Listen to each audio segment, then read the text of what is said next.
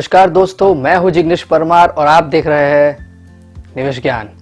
दोस्तों, आज का ये वीडियो मैंने स्पेशली बनाया है वेदांता डीलिस्टिंग के ऊपर, जिसमें मैं आपको कुछ सवालों के जवाब देने वाला हूं, जैसे कि ये डीलिस्टिंग क्या होते हैं, डीलिस्टिंग की प्रोसेस क्या होती है और इसके अंदर जो इंडिविजुअल इन्वेस्टर्स है उनका रोल क्या होता है, और जिसने इन्वेस्ट किया है वेदांता के शेयर में उनको पैसे कब मिलेंगे, कैसे मिलेंगे।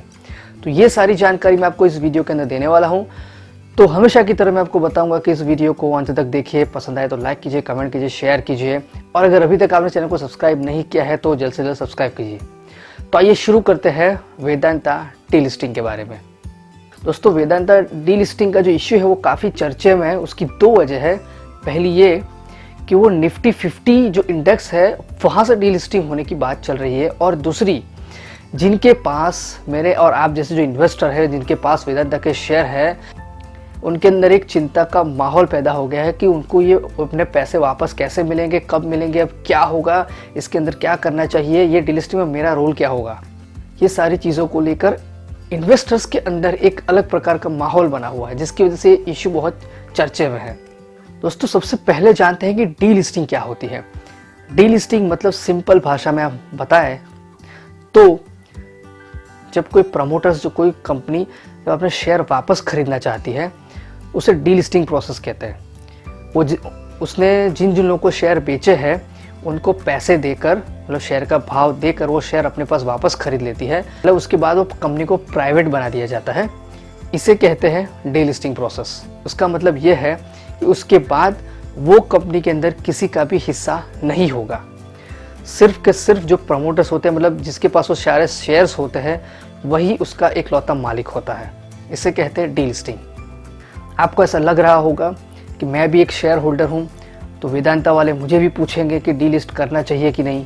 तो आपको क्या लगता है, ये डीलिस्टिंग की प्रोसेस बहुत आसान है, यूँ ख़त्म हो जाएगी? नहीं। इसके लिए सेबी ने लिस्टिंग और डीलिस्टिंग के लिए एक स्टैंडर्ड ऑपरेटिंग प्रोसीजर बनाई है, दोनों लिस्टिंग और डीलिस्टिंग के लिए। तो जब तक वेदांता ग्रुप ये पूरी प्रोसेस फॉलो नहीं करता है, तब तक ये शेयर डीलिस्ट नहीं हो सकता है। अब हम बात करेंगे कि वेदांता के जो शेयर्स है उसको डीलिस्ट करने के लिए क्या प्रोसीजर फॉलो की जा सकती है। तो सबसे पहले बोर्ड ऑफ डायरेक्टर्स की मीटिंग होगी, और वो मीटिंग में डिसाइड किया जाता है कि हमें डीलिस्टिंग करना है कि नहीं करना है। और वो मीटिंग आज यानी कि 18 मई 2020 को होने वाली है। तो यहाँ पर जब फिक्स होगा कि हमें डीलिस्टिंग करना है, तो वो इंडेक्स है निफ्टी 50 या BSE जो भी इंडेक्स है, उनको एज ए प्राइमरी इन्फॉर्मेशन के तौर पर उनको बताएंगे कि हम डीलिस्ट करने के लिए प्राइमरीली हम रेडी है। मतलब बोर्ड ऑफ डायरेक्टर की तरफ से उनको परमिशन, अप्रूवल मिल चुका है और वो लोग रेडी है डीलिस्टिंग के लिए। तो जब बोर्ड ऑफ डायरेक्टर्स ने इंटीमेट कर दिया है स्टॉक एक्सचेंज को कि हम डीलिस्टिंग के लिए रेडी है, तो अब दूसरा स्टेप आता है शेयर होल्डर का अप्रूवल लेने का। शेयर होल्डर के अप्रूवल में यहाँ पर ऑर्डिनरी रेजोल्यूशन से काम नहीं चलेगा। ऑर्डिनरी रेजोल्यूशन में ऐसा होता है कि 51% शेयर होल्डर की परमिशन से काम हो जाता है, लेकिन यहाँ पर स्पेशल रेजोल्यूशन पास करना पड़ेगा, जिसके अंदर 90% शेयर होल्डर की परमिशन होनी चाहिए। मतलब 90% शेयर होल्डर ऐसा बोलना चाहिए कि हाँ, हम डीलिस्टिंग के लिए रेडी है। अगर 90% से कम होता है तो ये प्रोसेस आगे नहीं बढ़ पाएगी। अब मान लीजिए कि 90% शेयर होल्डर अग्री हो गए हैं डीलिस्टिंग के लिए, तो उसके बाद में फिर से स्टॉक एक्सचेंज को इंटीमेट करना पड़ेगा कि इन प्रिंसिपल हम लोग डीलिस्टिंग के लिए रेडी है। शेयर होल्डर का अप्रूवल भी मिल चुका है और बोर्ड ऑफ डायरेक्टर का अप्रूवल तो पहले ही मिल चुका था। जब यहाँ तक प्रोसेस आ जाती है तो उसके बाद में बोर्ड ऑफ डायरेक्टर्स या तो फिर प्रमोटर्स के द्वारा एक मर्चेंट बैंकर को अपॉइंट किया जाता है। अब जानिए मर्चेंट बैंकर क्या होता है। मर्चेंट बैंकर होता है ये सारी डीलिस्टिंग प्रोसेस का इंचार्ज। समझ लीजिए कि ये कैप्टन है, वो सारे काम करता है। वो अप्रूवल लाना, बिडिंग फिक्स करना, उसके शेयर की प्राइस फिक्स करना, ये जो सारे छोटे मोटे भागा दौड़ी वाले काम है वो सब का सब ये मर्चेंट बैंकर करता है। जैसे कि IPO में भी एक मर्चेंट बैंकर को अपॉइंट किया जाता है शेयर बेचने के लिए। यहाँ पर शेयर खरीदने के लिए, यहाँ पर शेयर वापस खरीदने के लिए मर्चेंट बैंकर को अपॉइंट किया जाता है। सारे डिस्कशन के बाद फ्लोर प्राइस फिक्स की जाती है। जैसे कि यहाँ पर कुछ 87.5 रुपीज़ पर शेयर ऐसी कुछ फ्लोर प्राइस फिक्स की गई है। ये एक इंडिकेटिव प्राइस है, not a final price, but ये इंडिकेटिव प्राइस है, इसमें चेंजेस हो सकते हैं। उसके बाद एक एस्क्रो अकाउंट ओपन किया जाता है। अब एस्क्रो अकाउंट क्या होता है वो देखते हैं।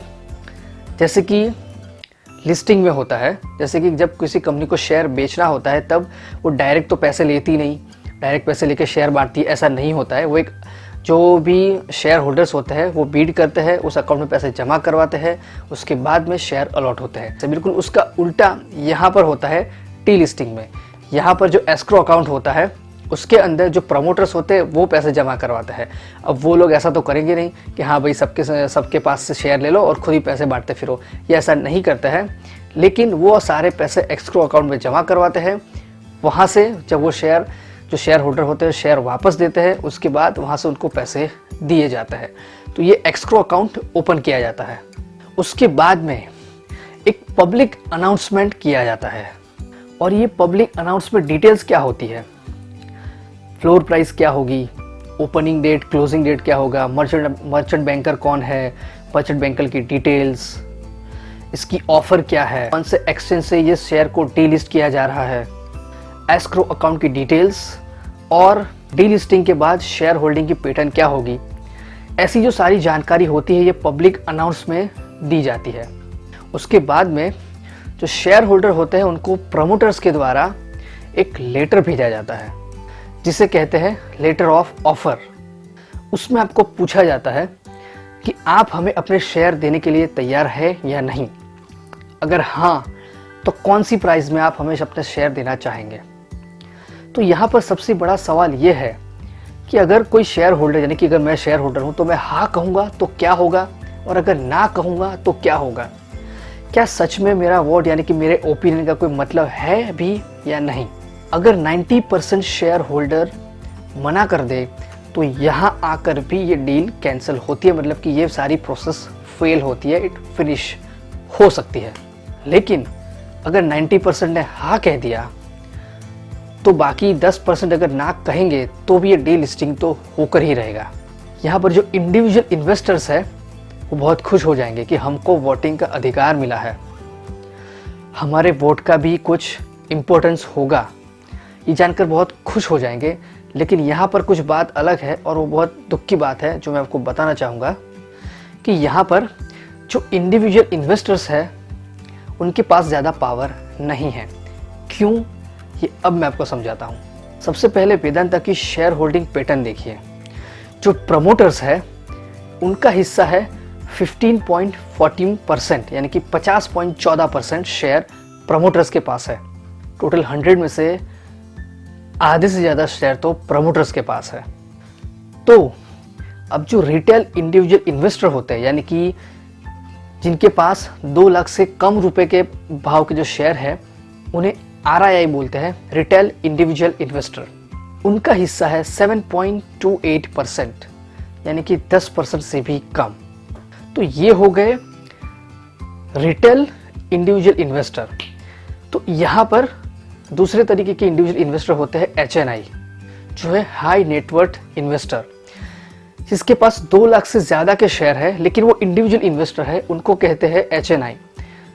उनका हिस्सा है 0.28%। मतलब कुल मिला के जो इंडिविजुअल इन्वेस्टर है उनका हिस्सा है 7.54%, 10% से भी कम। तो आप समझ लीजिए कि सारे के सारे इंडिविजुअल इन्वेस्टर है वो अगर मना भी कर देंगे तो भी उनकी दाल शायद नहीं गलने वाली है। क्यों? क्योंकि जो बाकी जो हिस्सा बचता है वो इंस्टीट्यूशनल इन्वेस्टर का है। उसमें डोमेस्टिक इंस्टीट्यूशनल इन्वेस्टर जैसे कि म्यूचुअल फंड, इंश्योरेंस, अलग बाकी सारे फंड हाउस ये होते हैं। FII यानी कि फॉरेन इंस्टीट्यूशनल इन्वेस्टर होते हैं, यानी कि FPI होते हैं, फॉरेन पोर्टफोलियो इन्वेस्टर। ये अलग प्रकार के जो इन्वेस्टर होते हैं, यानी कि DII, FII, FPI, इनका हिस्सा है 42.32% और इनके ना कहने का ज़्यादा चांस नहीं है। मतलब आप समझ लीजिए कि अगर प्रमोटर्स का 15.14% और ये इंस्टीट्यूशनल इन्वेस्टर का जो हिस्सा है 14.32%, अगर ये दोनों भी अगर हाँ कह देते हैं तो भी उनका हिस्सा 90% से ज़्यादा हो जाएगा। मतलब जो इंडिविजुअल इन्वेस्टर है उनका जो वोट है, उनका ओपिनियन है, उसका कोई मतलब नहीं रहेगा। ये सैड है बट बिल्कुल सही है। तो जब 90% से ज़्यादा शेयर होल्डर का अप्रूवल मिल जाता है तो शेयर की प्राइस फिक्स की जाती है और फिर डीलिस्टिंग करने के लिए फाइनल एप्लीकेशन स्टॉक एक्सचेंज को दी जाती है और उसके बाद करीब 1 साल के अंदर ही डीलिस्टिंग की प्रोसेस पूरी कंप्लीट हो जाती है। एक्चुअली इसको ज़्यादा टाइम भी लग सकता है, लेकिन एटलीस्ट 1 साल तो लगता ही है। तो अगर आपकी मर्जी हो या ना हो, जो इंडिविजुअल इन्वेस्टर है उनके वोट का ज़्यादा फर्क नहीं पड़ने वाला है। तो अब यहाँ पे 2 बहुत ही इंपॉर्टेंट बात मैं आपको बताने जा रहा हूँ। अगर मैं एकदम ढीठ बन जाऊँ, एकदम स्टबन बन जाऊँ कि नहीं मुझे मेरे शेयर वापस नहीं करने हैं, मैं अपने पास ही रखूँगा, तो यस आप रख सकते हैं, आपको कोई मना नहीं करेगा। आप अपने शेयर अपने पास बिल्कुल भी रख सकते हैं, लेकिन उसमें होता क्या है ये बात जानिए। अब अगर आपने अपने शेयर अपने पास रखे तो उसकी लिक्विडिटी ज़ीरो हो जाएगी। क्यों? क्योंकि जब आपको 2-4 साल के बाद जब आपको पैसे की ज़रूरत पड़ेगी तब आप शेयर बेचने जाओगे तो कहाँ जाओगे? क्योंकि ऑलरेडी वो तो डीलिस्ट हो चुका है स्टॉक मार्केट से। और तो ये जो शेयर है वो बिना स्टॉक एक्सचेंज के आप इसे कहीं नहीं बेच सकते हो। तो आप इसे बेचने जाओगे कहाँ? आपके पास एक रास्ता है कि आप प्रमोटर के पास जा सकते हो कि भाई मेरा शेयर वापस ले लो, लेकिन आप प्रमोटर को ढूंढोगे कैसे? चलो आपने मान लिया कि प्रमोटर को ढूंढ भी लिया, तो आप उसे अपना शेयर बेचने के लिए मनाओगे कैसे? आप उसको कैसे अपनी डील में उसको फिक्स करोगे? क्योंकि पैसे की ज़रूरत आपको है, उसको नहीं। तो वो तो मना कर देगा कि नहीं मुझे यही प्राइस में शेयर चाहिए, अगर आप देना है तो दे दीजिए वरना मत दीजिए। तब आप क्या करोगे? आपके पास सिर्फ कागज़ रहेंगे, तो आपके पास एक ही ऑप्शन है कि आपको वो जो प्रमोटर्स बोले उतनी प्राइस में आपको उस टाइम पे दे देना पड़ेगा। उससे अच्छा है कि आप डीलिस्टिंग के टाइम पे ही शेयर को बेच दो, शेयर उसके वापस दे दो, वरना उसकी लिक्विडिटी ज़ीरो हो जाएगी और आप दर दर की ठोकरें खाते फिरोगे उस शेयर को बेचने के लिए। और आप तभी बेचोगे जब आपको सबसे ज़्यादा ज़रूरत होगी, और तब आप इतने फ्रस्ट्रेट हो जाओगे, आप पागल हो जाओगे। तो ऐसा नहीं करना है। तो आपको एक अच्छी सलाह देता हूँ कि जब भी डीलिस्टिंग हो रहा है आप अपना शेयर वापस दे दीजिए और जो आपको पैसे मिलने वाले हैं वो आप ले लीजिए। अगर 90% लोग डीलिस्टिंग करना चाहते हैं तो आप भी उनके साथ हो जाइए, वरना आपको लिक्विडिटी की बहुत सारी प्रॉब्लम आ सकती है। तो दोस्तों ये थी जानकारी वेदांता की डीलिस्टिंग की प्रोसेस के बारे में। यहाँ पर मैंने आपको समझाया कि डीलिस्टिंग क्या होती है, वेदांता की डीलिस्टिंग प्रोसेस क्या है और इन्वेस्टर को उनका पैसा किस तरह से वापस मिलेगा। तो मैं आशा करता हूँ कि आपको ये जानकारी अच्छी लगी है। तो अगर आपको सच में अच्छी लगी है तो इसे लाइक कीजिए, शेयर कीजिए, कमेंट कीजिए और किसी और को भी और जिसको ये जानने की ज़रूरत है उन्हें शेयर भी कीजिए। तो दोस्तों कोई डाउट है, सवाल है तो यहाँ पर मेरी कॉन्टैक्ट डिटेल्स दी है, आप मुझे पूछ सकते हैं। तो मैं जिग्नेश परमार अब आपसे विदा लेता हूँ। मिलते हैं अगले वीडियो में एक और महत्वपूर्ण जानकारी के साथ। जय हिंद, जय भारत।